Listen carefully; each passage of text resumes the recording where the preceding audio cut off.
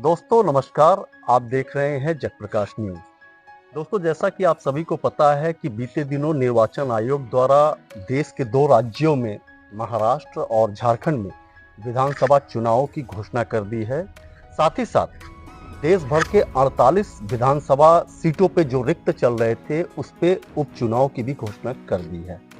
उत्तर प्रदेश में 9 सीटों पर उपचुनाव होना है और इस उपचुनाव को उत्तर प्रदेश में सियासत जितने भी सियासी दल हैं वो इसे सेमीफाइनल के तौर पे देख रहे हैं, जबकि इनके नतीजे लिटमस टेस्ट के तौर पे देखा जाएगा। फिलहाल हम लोग पूर्वी उत्तर प्रदेश के मिर्ज़ापुर जिले में मौजूद हैं और मिर्ज़ापुर जिले की मझवा विधानसभा सीट यानी 397 विधानसभा संख्या मझवा विधानसभा से इस बार उपचुनाव हो रहा है, क्योंकि मझवा विधानसभा के जो विधायक रहे हैं डॉक्टर विनोद बिंद, वो लोकसभा चुनाव 2024 में भदोही से सांसद निर्वाचित हुए हैं। तब से ये पद रिक्त चल रहा था। फिलहाल उपचुनाव की घोषणा हो चुकी है और इस उपचुनाव में इस बार जो सियासी दल के जितने भी तमाम दिग्गज नेता हैं उनके माथे पर काफ़ी चिंता के बल आ चुके हैं, क्योंकि मामला अब 2 लोगों के या 2 दलों के बीच में नहीं, मामला त्रिकोणी बनते चला गया है। फिलहाल हम लोग बहुजन समाज पार्टी के द्वारा घोषित उम्मीदवार दीपक तिवारी और दीपू तिवारी के आवास पर मौजूद हैं और दीपू तिवारी जी इस बार बहुजन समाज पार्टी से उम्मीदवारी कर रहे हैं इस मझवा विधानसभा उपचुनाव में। हम उनसे जानने की कोशिश करते हैं कि मझवा विधानसभा उपचुनाव उनके लिए क्या मायने रखता है और अगर वे इस चुनाव में निर्वाचित होते हैं, जनता का उन्हें आशीर्वाद अगर मिलता है, तो मझवा विधानसभा के लिए वो भविष्य में क्या करने वाले हैं। सबसे पहले तिवारी जी, आपको धन्यवाद है कि आपने अपना अनमोल समय हमको दिया है। धन्यवाद। सबसे पहले ये बताएं कि हमारे दर्शकों को बताएं कि आपका सियासत कब से शुरू हुआ, क्योंकि आप तो छात्र जमाने से सियासत में रहे हैं।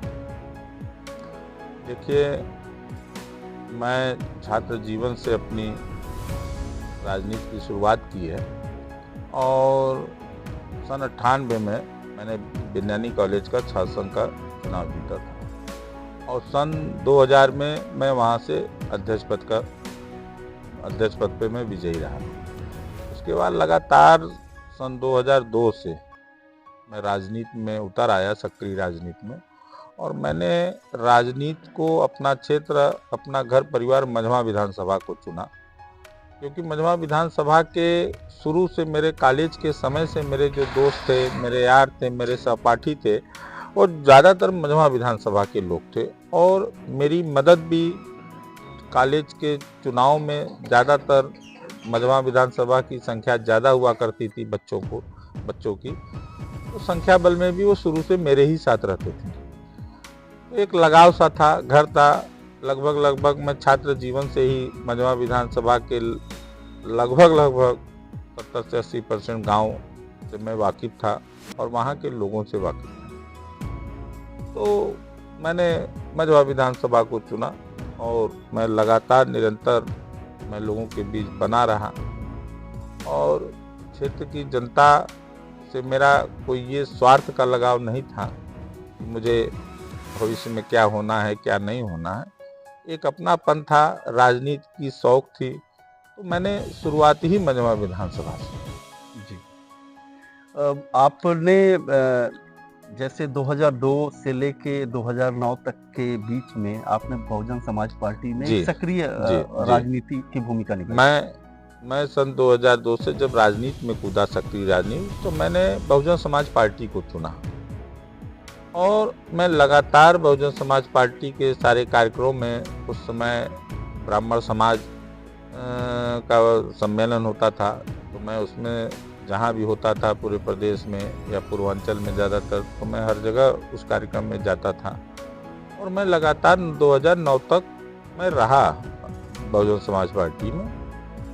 और कुछ कारण ऐसे थे, कुछ व्यक्तियों के वजह से मुझे बहुजन समाज पार्टी से कुछ दिनों के लिए हटना पड़ा, लेकिन मेरा लगाव, मेरा संबंध बहुजन समाज पार्टी के कार्यकर्ताओं और नेताओं से हमेशा मेरा मधुर रहा और मैं कहीं भी रहा लेकिन ये कोई नहीं कह सकता कि दीपू तिवारी दल अगर छोड़े तो लोगों से दूरी बनी।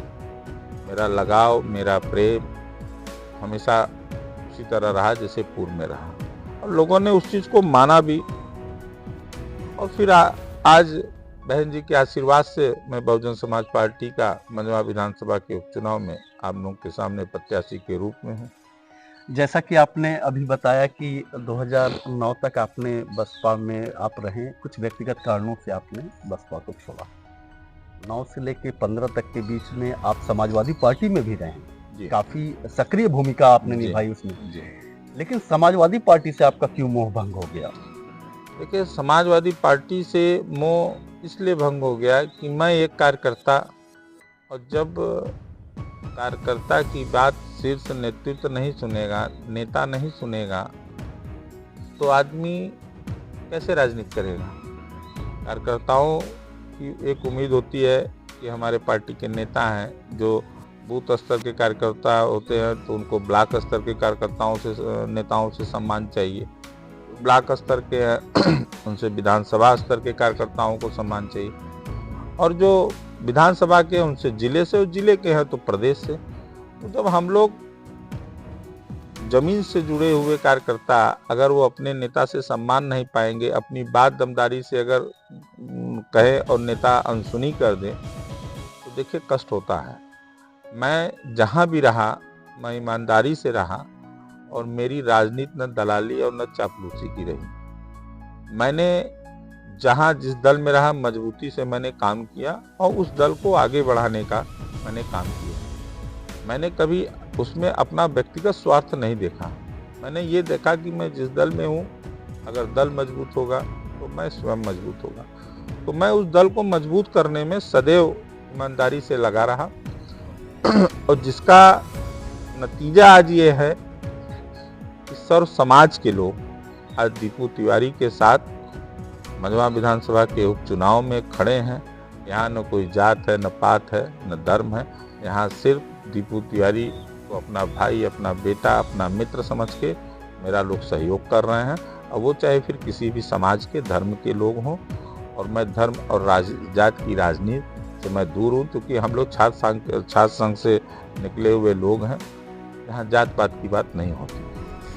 लगभग 2 दशक पहले जो आपने सपना सजोया होगा, या जो सपने देख करके आपने सक्रिय राजनीति में अपनी भूमिका निभाई, और 2 दशक के बाद अब आपको विधानसभा चुनाव में, उपचुनाव में आपको टिकट मिला है। दीपू जी, पहले तो ये बताइए कैसा लग रहा है टिकट मिलना, और इसके बाद ये भी बताइए साथ में कि अब आपको टिकट मिलने के बाद क्या लग रहा है कि क्या संभावनाएं बन रही हैं? राजनीति में जो सबसे महत्वपूर्ण होता है, किसी भी राजनीतिक दल से आपको टिकट मिले। मेरा प्रयास रहा बहन जी से 2002 में भी, 2007 में भी, लेकिन मेरा दुर्भाग्य था कि बहन जी से उस समय आशीर्वाद मुझे नहीं मिल पाया। लेकिन आज बहन जी का आशीर्वाद मुझे मिला है। तो देखिए, भगवान भी जो करता है हो सकता है वो मेरे फायदे के लिए किया हो। आज बहन जी के आशीर्वाद से बहन जी ने मुझे यहाँ प्रत्याशी बनाया है। मैं बहन जी का बहुत बहुत आभार व्यक्त करता हूँ, उनको धन्यवाद देता हूँ, और बहन जी को ये विश्वास भी दिलाता हूँ आप लोगों के माध्यम से कि बहन जी का विश्वास, बहन जी ने जो विश्वास किया है उसको मैं टूटने नहीं दूंगा। और बहुजन समाज पार्टी की सीट रही है मंझवा विधानसभा, फिर बहुजन समाज पार्टी का मंझवा विधानसभा में कब्जा होगा। आप अपने प्रतिद्वंदी के रूप में फिलहाल आप किसे मान रहे हैं? हालांकि अभी तो समाजवादी पार्टी ने ही अपने टिकट को घोषित किया है, लेकिन आपको क्या लगता है लड़ाई त्रिकोणी होगी, या फिर आप फुल फेस बाहर निकलेंगे जीत करके चुनाव? राजनीति में प्रतिद्वंदिता तो तब होती है जब सामने कोई मैदान में आए। अभी तो मैदान में कोई आया ही नहीं है, पहली चीज। और दूसरी चीज, मंझवा की जनता, मैं तो प्रतिद्वंदी तो मान लूँ किसी को, लेकिन जनता किसी को मानने के लिए तैयार नहीं है। वो मजबूती से दीपू तिवारी के साथ खड़ी है, और अगर मंझवा की जनता का आशीर्वाद और सहयोग रहा बहुजन समाज पार्टी यहाँ ऐतिहासिक मतों से जीतेगी। यहाँ न कोई प्रतिद्वंदी बचेगा, न कोई कुछ बचेगा, सारे साफ हो जाएंगे। दीपू जी ये बताइए कि चलिए ठीक है, ये तो हम लोगों ने मान लिया, और आपकी साफ सुथरी राजनीति हम लोगों ने भी देखी है। आपके ऊपर अब तक कोई दाग नहीं लगे हैं, जैसा हम लोगों ने बीते हुए 2 दशक में देखा है। अगर आप चुनाव जीतते हैं तो क्या आज की तारीख में आप कोई ऐसी घोषणा कर सकते हैं कि आप उससे अगले 3 वर्षों में, 2 वर्षों में जो आपको कार्यकाल मिलेगा उसमें आप मजमा क्लिक कर सकें? देखिए, मैं झूठा वादा नहीं करता और मुझे अभी घोषणा करने का अधिकार भी जनता ने नहीं दिया है, लेकिन मैं जनता को ये जरूर कहना चाहता हूँ आपके माध्यम से, तो ये विश्वास दिलाना चाहता हूँ कि जनता जो समझ के मेरा सहयोग करेगी, दीपू तिवारी उससे बढ़ चढ़कर खरा उतरने के लिए जनता के बीच में तैयार रहेंगे और जनता को शिकायत का मौका दीपू तिवारी नहीं देंगे। और घोषणाएं तो हम आप किस चीज़ की कर सकते हैं? आज हम कोई घोषणा करेंगे तो एक तरह से वो झूठा होगा। क्यों? क्योंकि मेरे पास न वो पावर है, न मेरे पास कोई ऐसी चीज़ें हैं कि जो मैं बोलूं कल मैं कर दूं। हाँ, ये विश्वास दिलाता हूँ कि जनता ने अगर मुझे उस लायक बनाया, मुझे अपना जनप्रतिनिधि चुना, मझवा की जनता को निराश नहीं होना पड़ेगा, उनको पछतावा नहीं होगा कि मैंने किसी गलत व्यक्ति को चुना है। दीपू तिवारी मजबूती से उनके साथ सदैव खड़े हैं और खड़े रहेंगे। राजनीति में हार जीत एक अलग मुद्दा है। कल भी दीपू मझवा में जनता के साथ थे और कल भी रहेंगे। चलते चलते मझवा की जनता से आप क्या अपील करना चाहेंगे, क्योंकि चुनाव तो आप लड़ रहे हैं मझवा में? कि मझवा की जनता से मैं हाथ जोड़ के निवेदन करना चाहूँगा, आग्रह करना चाहूँगा, ये ज़्यादा दिन का चुनाव नहीं है, 18 महीना 2 साल का चुनाव है। 2027 में पुनः चुनाव होगा, 6 महीना पहले ही आचार संहिता लग जाएगी। मैं चाहता हूँ कि आपको बहुत कम समय में, आप लोगों को 5 साल का अपना समय खराब नहीं करना पड़ेगा। आप लोग 18 महीने ही 2 साल के बीच में अपने जनप्रतिनिधि को अगर मुझे आप बनाते हैं तो मुझे समझने का, परखने का आपको 18 महीने का समय ही आपका नुकसान जाएगा। अगर मैं आपके 18 महीना में, 2 साल में आपके बीच में खरा उतरा तो ठीक है, और नहीं तो आने वाले 2027 के चुनाव में आप स्वतंत्र होंगे। आपका पूरा 5 साल मैं बचाने का काम करूंगा और वो 5 साल आपका कीमती होगा। इसी के साथ मझवा की जनता का धन्यवाद करता हूँ, हार्दिक शुभकामना देता हूँ और उम्मीद करता हूँ कि इस छोटे भाई और बेटे को अपना आशीर्वाद दें, सहयोग प्रदान करें और आने वाली 13 नवंबर की तारीख को बहुजन समाज पार्टी के पक्ष में मतदान कर भारी मतों से विजयी बनाएं।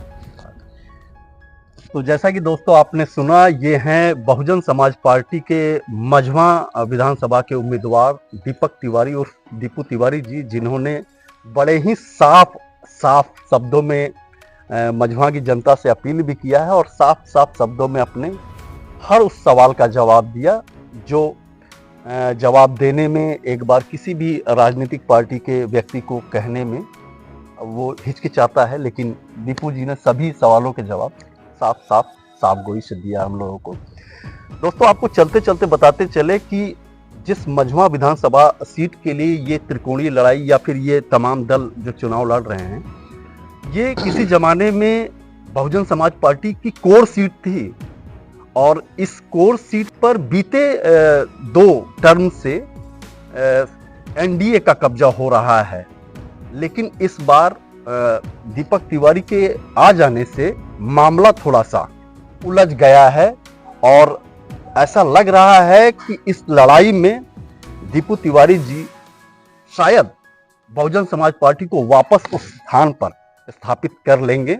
ऐसी उम्मीद और संभावनाएं जताई जा रही है। हालांकि परिणाम बता पाना बड़ा मुश्किल है, क्योंकि लड़ाई फिलहाल जहां तक हम लोग अभी देख रहे हैं कि त्रिकोणीय है, लेकिन जिस तरह से राजनीति आगे बढ़ रही है उस तरह से देखने में ऐसा लग रहा है कि बहुत मजबूती से दीपक तिवारी जी भी चुनाव लड़ेंगे।